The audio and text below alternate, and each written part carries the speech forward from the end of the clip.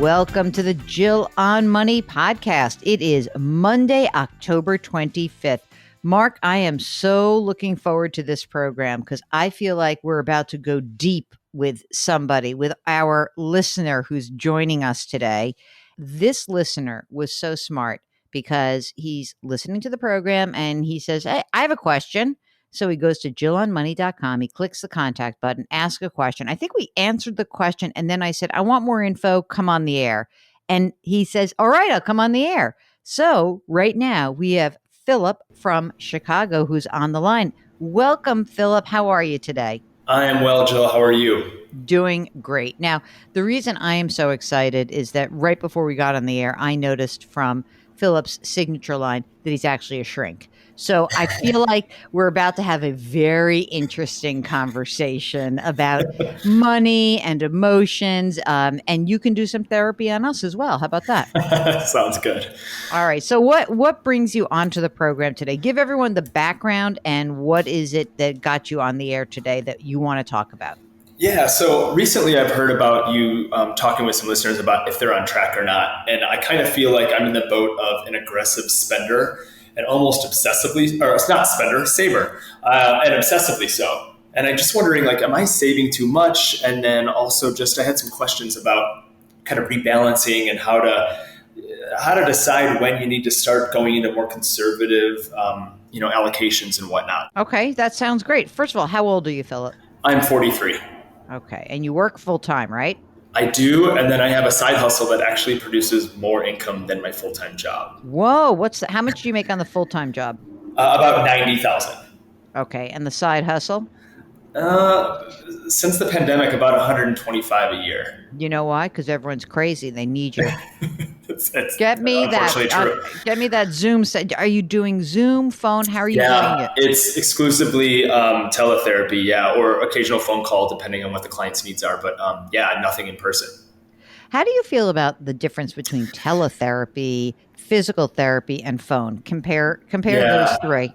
That's a good question. I don't think anything really beats in person, but I really try to meet the client's needs and where they're at. So, I think phone or telehealth is better than nothing. And especially given like the current environment that we've been in, it's, hey, we'll take what we can get. But I don't think anything beats in person, but it's certainly good for scheduling and planning and ending and starting on time. I'll tell you that. Like, okay, we're done. Bye. Yep. I'm sorry, our time is up. Okay, so you're an aggressive saver. Tell us the kind of retirement saving that you are doing for both of these chunks of income. I get a 403B and a 457 through my employer. So I max those out every year. And actually in 2022, I think I just found out that my organization is going to be going to a Roth version of that. So I plan on doing, Roth 403B, Roth 457. So that'll be nice. I also have an HSA through my employer. And then I also have a Roth and a traditional IRA, just from kind of like past lives. And then I have a brokerage account. And then I have various other accounts, like things like Acorns and whatnot, stuff like that. So I don't know if you want me to tell you my numbers for each of those accounts. Hold on a second. Yeah. Are you making any contributions from the side hustle income? That's pretty much all going into my brokerage account.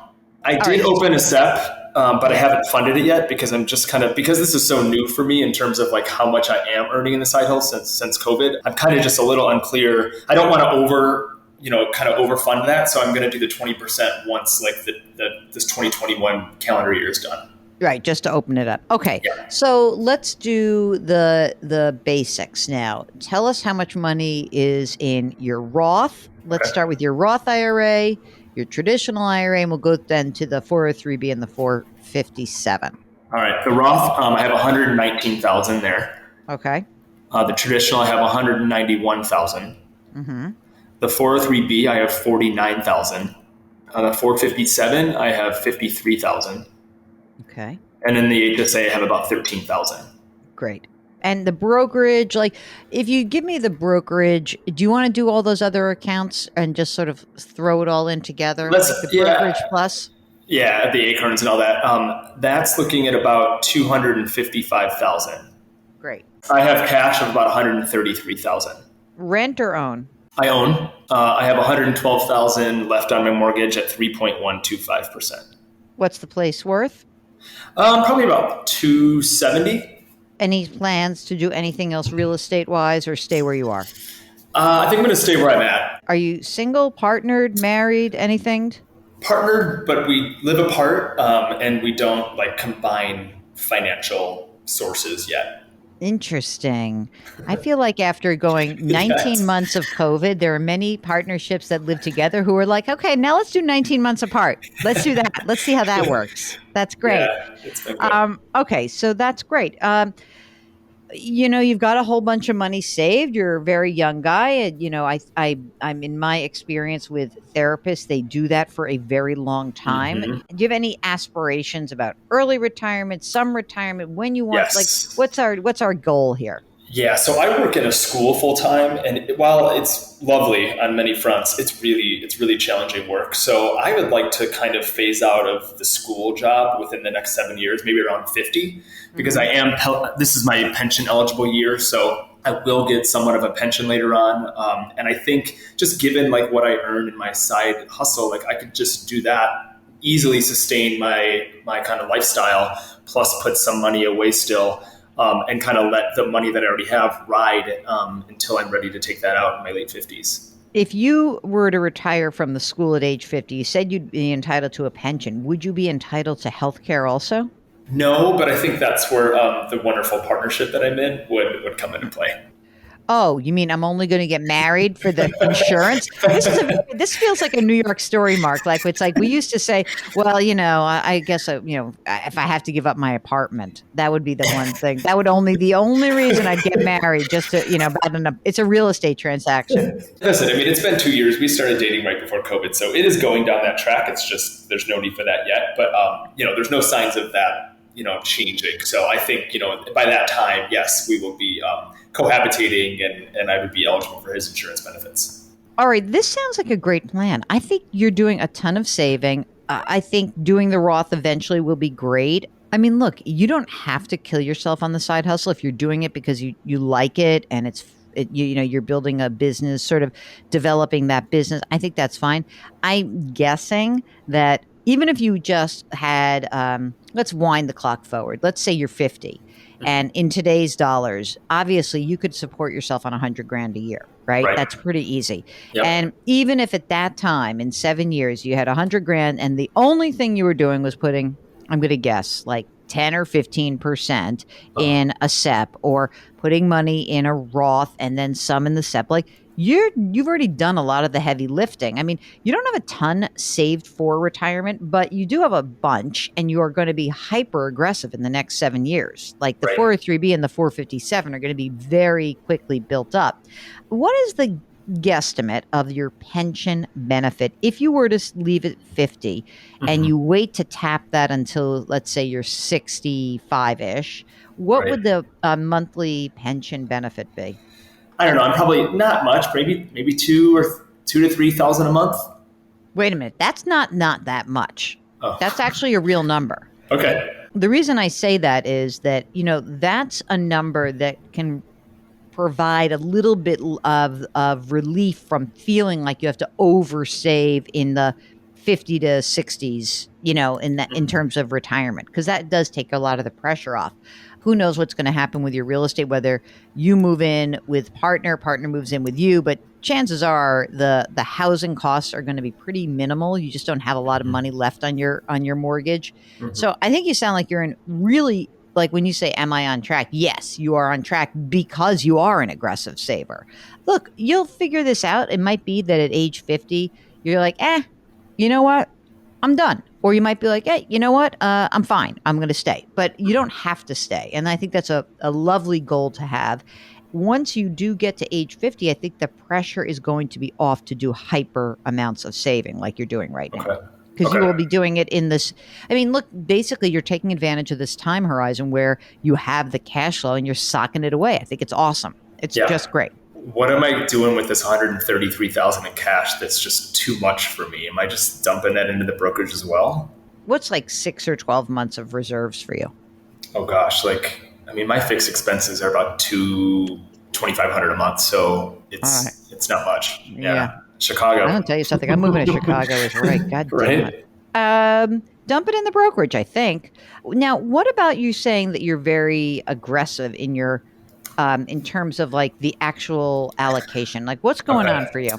Aunt Jill, you're not going to be happy with this, but I'm happy already. I love you because okay. you're a great because first of all, it's not bad to be aggressive. I want everyone to hear that. I am a wimp. It's not bad to be aggressive at all. I was just with a friend of mine. He's 64 years old. He literally looked at me and my girlfriend. He's like, "You girls are like pathetically wimpy when it comes to investing."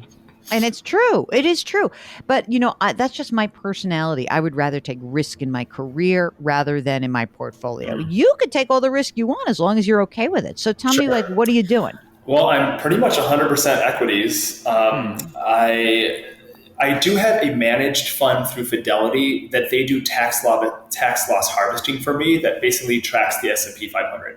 So Okay. I paid 0.65% on that, hoping that like that's worth it for me to get the tax benefits from that. I'm not really sure. I mean, I don't know. This whole tax loss I mean, it's not that hard to do, but yourself. But if you want them to do it, that's fine. Is that where most of these assets are held at Fidelity? Yeah, they are.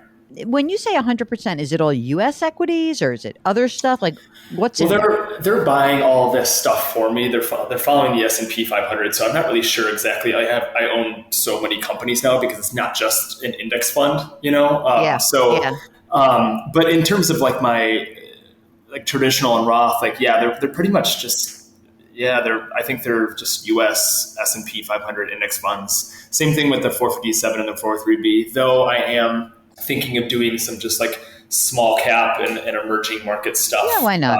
And In there. international? Any international for you? I don't think outright. I don't know. I've always kind of thought that international still gets encompassed by the S&P 500 just because of our kind of I power don't know. globally. I don't know. I'm not sure.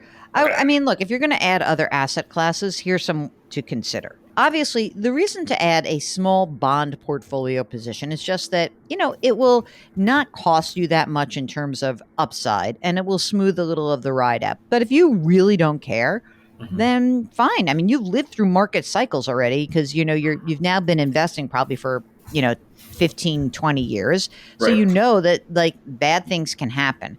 I wouldn't mind just having a 10% position in bonds. I don't know. I'm wimpy. You could also consider getting yourself, into, as you said, a small cap, an international. You could maybe diversify even by doing an emerging market.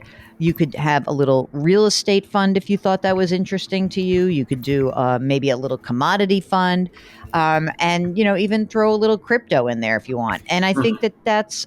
I mean, those are the kinds of other assets that just perform a little bit differently than the U.S. stock market.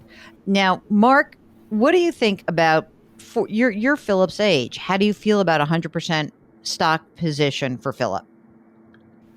And Okay. but like Mark says, he has 20% in bonds. It helps him sleep at night. But Philip, if you are fine with it, like with things as is, you don't have to worry. Like I have no judgment around it. I'm amazed and I'm sort of envious when people can take on that risk because I just don't have it in me. I'm such a wimp.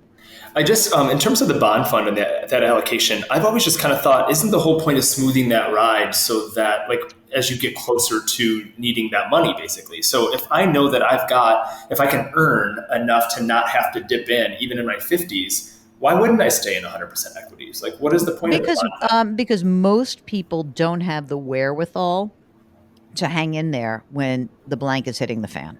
That's the Okay, real reason why. got it. So if I look at, okay, I just happen to have this. I don't know why. Thank goodness I save all this crap. I'm just looking at the Vanguard did a portfolio allocation risk reward from 1926 to 2020. Okay. If you're 100% stocks from 1926 to 2020, average annual return 10.3%. Okay. That's for 1926 to 2020. When I look at the 80/20 portfolio on an annual return basis, so 80 stocks, 20% bonds, the average annual return, instead of getting 10.3 with a 20% bond position, it's 9.8. It's a half a percentage point. Okay. Now, for you, you might be like, oh, I want that half percentage point. For most human beings, Mhm. they are like, I like having a little bit less of a ride. Sure. So that's the differential. And by the way, if you're listening here, something that's super fascinating to me, if you go into a 60-40 fund, okay? So 60% stocks, 40% bonds, okay? Over the period 1926 to 2020, all right? The difference of being 60-40, your average annual return is 9.1. It's not nothing, and it adds up over time. But it's really interesting to me to see, like, wow, actually having a model that is a little bit less stock does not kill me. It really doesn't. Because, Right. by the way, there are some years that bonds kill it also. Anyway, so that I give that to you as like, you can do with it as you wish. You can be 100% stocks. I think statistically over time, you'll win as long as you don't get freaked out. Right. Well, and like you said, I plan on doing at least just my own private practice, as long as I can, well into my retirement years, just on a part-time basis. So I think I'll always just be okay on the cash front.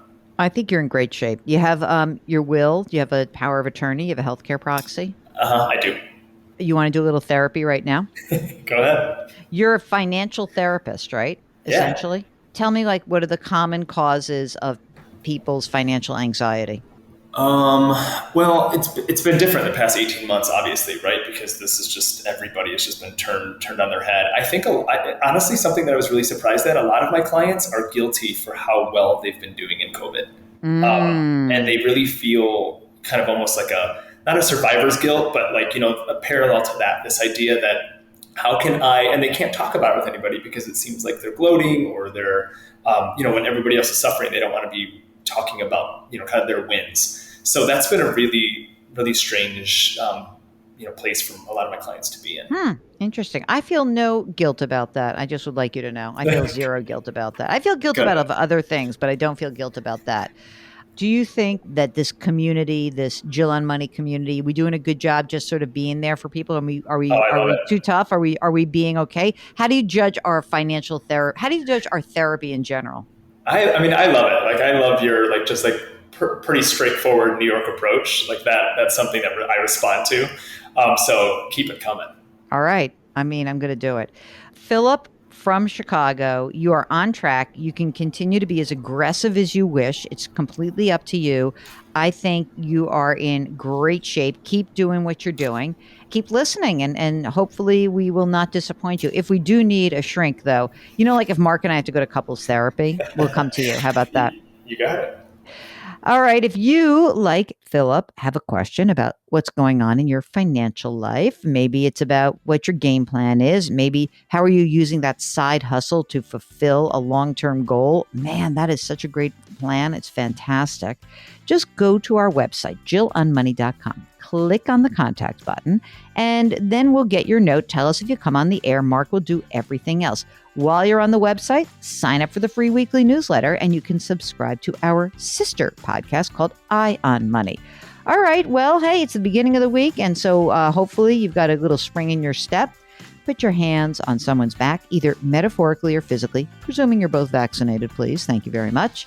And remember our mantra. It's grit, growth, grace, and a little gratitude. Thank you for listening, and we'll talk to you tomorrow.